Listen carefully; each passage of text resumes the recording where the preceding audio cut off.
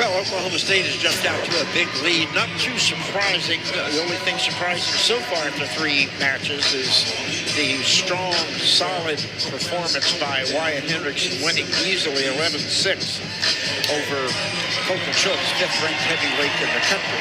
Yep. But a couple of big matches after that, a Penn and a Tech Fall. We go to 141.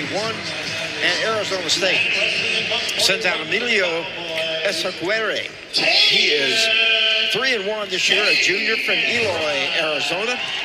And against number 12-ranked Tagen Jamison from the Cowboys, redshirt sophomore, 6-0 from Durant, transferred in a year ago from the University of Minnesota. Yep. And I started not to introduce Arizona State's wrestler and just turn that over to you and let you say his name. Ysaguirre.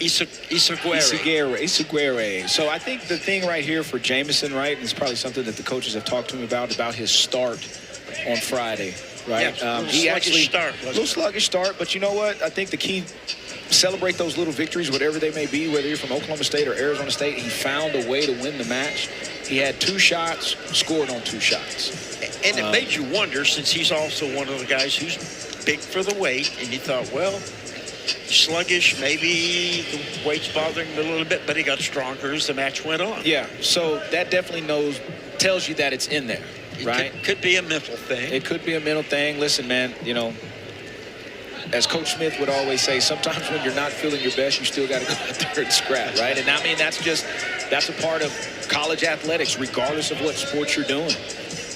Well, Coach Mark Branch of Wyoming was talking about his 125-pounder, Jory Volk, who kind of struggled during the season. He was good, but Troy Spratley lost to him twice, but he wasn't really opening up like Branch thought he should. A lot of wrestlers that way, and into the NCAA tournament sort of the same way, and then suddenly got to the 7th place match, and he let it all fly and looked really good. And as coaches say, where has that been? Right. You know, that should have been there all along. Yeah. No scoring here yet. And I will say, just watching this first, almost 2 minutes of wrestling, Jamison does look a lot more active today than what he did Friday night. Does that mean he's going to win the match? No, but I'm just kind of looking to what I see, and I see a lot more movement, a lot more fakes. He already just committed a shot, didn't get to it, but, some good hand fighting by these guys. Good club. Ysaguirre quick on his feet. Jamison's forte would be physical strength and a great double leg. He's got that good blast double.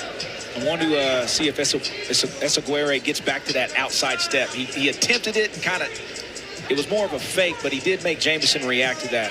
Amin hit a beautiful outside step on Friday.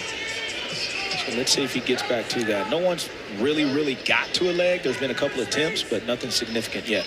Arizona State got here 3-1. They wrestled some easier opponents. Of course, now it gets really hard for them. They beat Embry-Riddle 48-5, Arizona Christian 43-3, and Long Island University 36-3. Ran into a buzzsaw with some guys out. Illinois handled the Sun Devils a 37-6 defeat. There's the double by Jamison. Not quite there, but whoa, almost got off the edge of the platform. You don't want to see that. That's a good way to get hurt. Yeah. Jamison really picked up his hand fighting and his attacks right there in that probably, 15, 20-second spurt.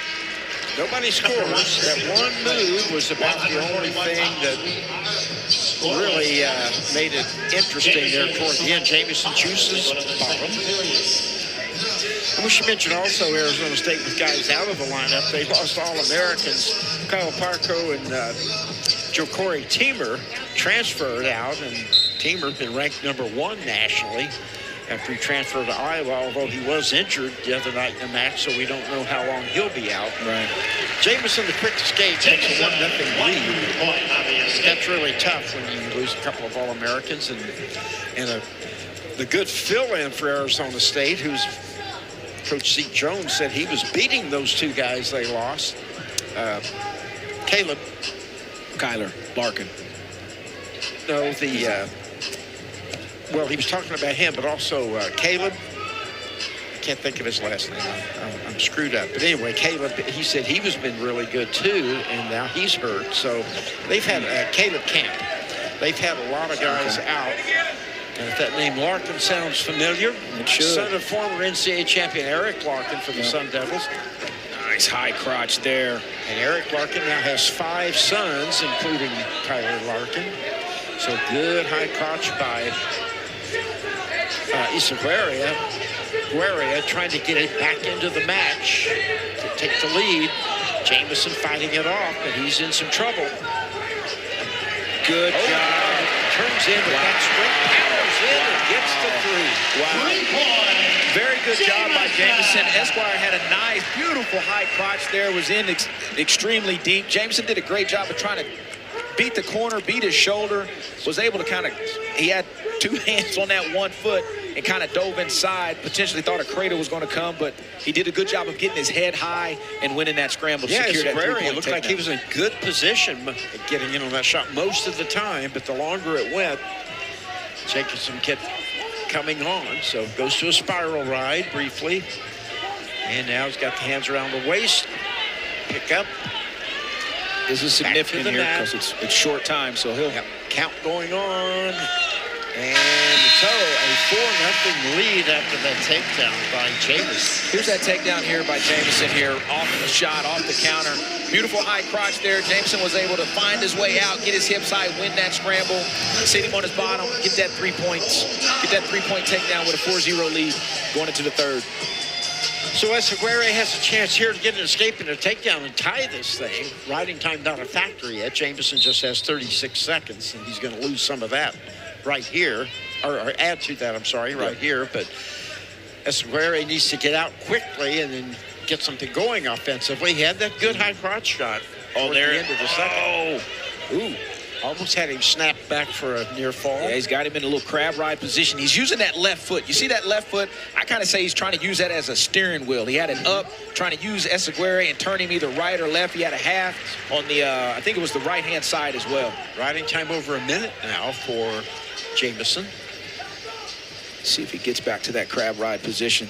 Here comes a roll. Yep, it's a little roll through, but there it is. Now there it is. Almost a turn, but not quite. By the way, Eric Boucher's he's very good at, some officials or fans were booing 2 matches ago when they thought they were near fall. No, just because the guy's shoulders are slightly past 90, that is not a near fall. It's got to be 45 degrees or both shoulders within 4 inches of the mat. Yep. And he did a good job being patient and not calling near fall points until the top wrestler achieved the 45-degree angle of the opponent's shoulders.